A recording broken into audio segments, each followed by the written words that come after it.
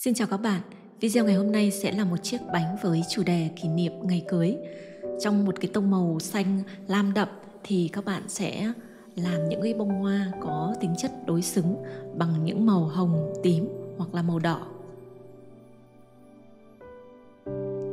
Ngày hôm nay mình sẽ làm trên một chiếc bánh 2 tầng có kích thước tầng 1 là 16cm, cao 18cm, tầng 2 là 12cm, cao 10cm.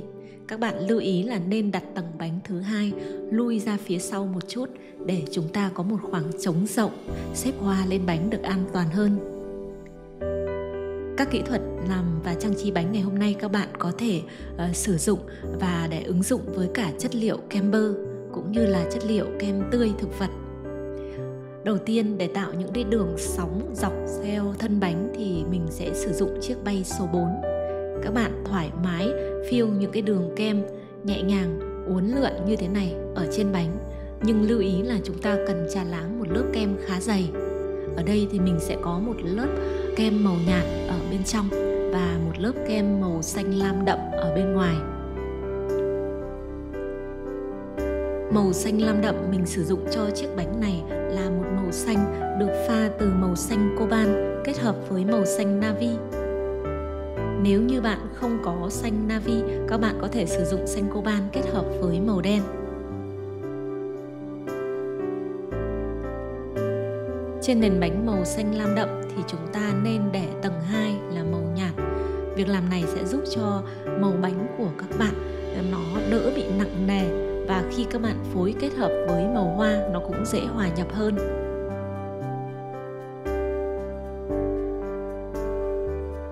Chiếc bánh ngày hôm nay sẽ là một cái tông màu tương phản đậm nhạt rất là rõ ràng, và trên chiếc bánh này mình sẽ sử dụng các kỹ thuật, đó là kỹ thuật dùng bay để tạo những cánh hoa chìm.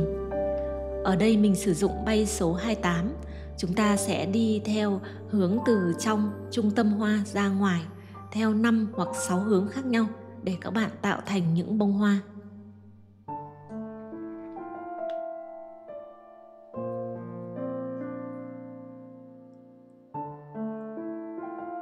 Mình sẽ nhấn vào một bông hoa chính, sau đó những bông hoa phụ xung quanh chúng ta sẽ chỉ làm 2 cho đến 3 cánh.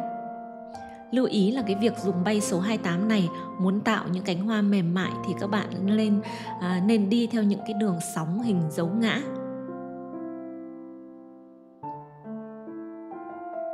Và tiếp tục, để làm điểm nhấn cho chiếc bánh ngày hôm nay sẽ là một bông hoa thực dược được tạo hình từ đuôi hồng thẳng số 2,5cm và đuôi hồng thẳng số 1,8cm.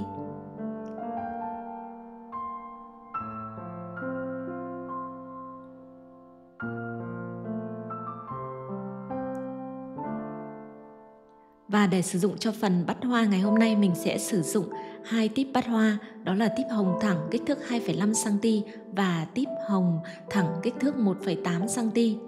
Chúng ta cần phải tạo một cái trụ hoa lớn và có nhiều trụ đỡ nhỏ xung quanh. Sau đó sử dụng típ hồng thẳng 2,5cm để chúng ta làm những cái cánh hoa ở phía ngoài.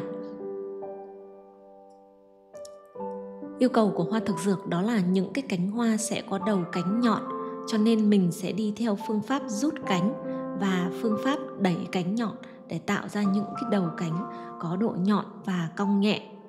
Các bạn hãy tạo rồi những cái cánh rút có độ cong hất về bên trái và hất về bên phải để tạo cái sự sinh động cho bông hoa.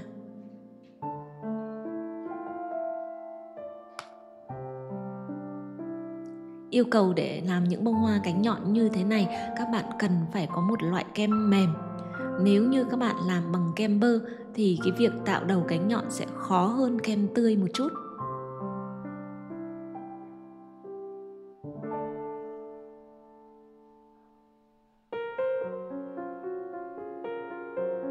Sau khoảng 3 cho đến 4 lớp cánh ở trong thì bắt đầu các bạn sẽ tạo những cái lớp cánh cân hơn. Thay vì cánh rút thì các bạn bắt đầu đi những cái lớp cánh nhọn, còn cái phần cánh nó có tính đối xứng cả bên trái và bên phải. Như vậy là ở những cái lớp cánh hoa này các bạn cứ xen kẽ cánh rút và xen kẽ cánh nhọn thì các bạn sẽ tạo thành một bông hoa có kết cấu, nó có cái kết cấu cánh đa dạng hơn.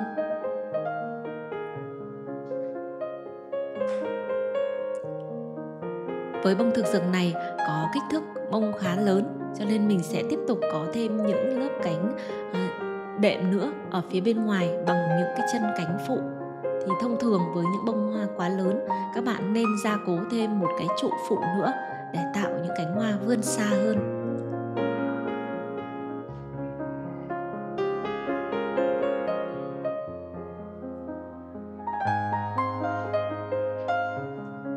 Với những lớp cánh ở trong thì các bạn sẽ sử dụng típ hồng thẳng 1,8 cm để chúng ta tạo những lớp cánh nhỏ hơn.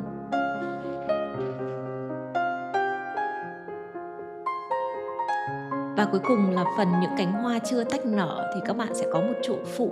Sau đó thì chúng ta sẽ rút những cánh hoa từ dưới lên trên và có cái độ cúp lại ở phần trung tâm.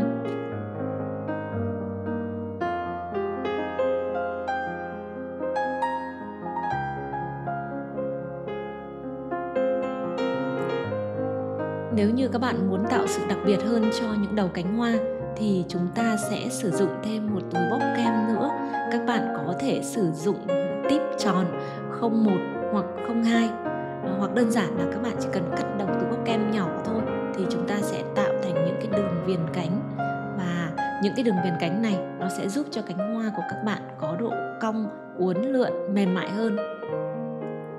Trước khi xếp hoa lên bánh, các bạn sẽ chọn một vị trí phù hợp. Sau đó thì tỉa bớt phần kem hoặc là phần bánh ở vị trí đó. Sau đó thì chúng ta xếp hoa lên. Việc làm này sẽ giúp cho những bông hoa ở vị trí thành bánh của các bạn được cố định chắc chắn.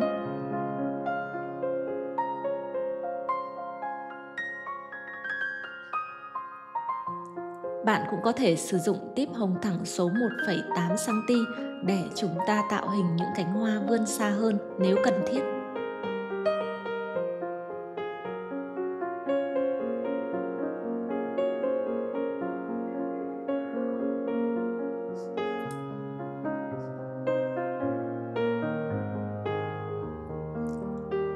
Chúng ta sẽ có một bông thực dược lớn làm điểm nhấn cho toàn bộ chiếc bánh bằng một tông màu đối xứng, đó là màu hồng đậm. Và tiếp theo thì cũng là một bông thực dược ở cái kích thước nhỏ hơn, trạng thái nụ. Mình sẽ sử dụng kỹ thuật bắt hoa trực tiếp trên bánh và chúng ta sẽ tạo hình những cánh hoa có độ ôm cúp vào một cái cụm hình tròn. Sau đó thì các bạn sẽ rút những cánh hoa có độ vươn ra xung quanh để tạo độ nở tự nhiên cho bông hoa.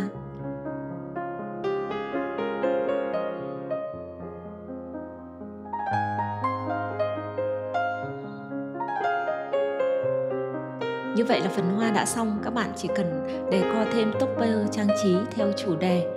Và cuối cùng là trang trí bằng cành lá giấy gạo nữa là chúng ta đã hoàn thiện mẫu bánh ngày hôm nay.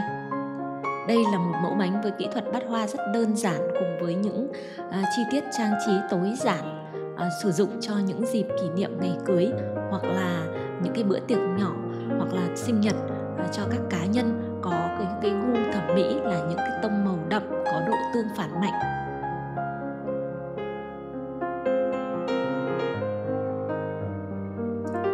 Và cuối cùng để tạo cái điểm nhấn cũng như là kéo màu hồng từ hoa xuống dưới chân bánh, mình sẽ tạo những cái đường sóng phụ như thế này.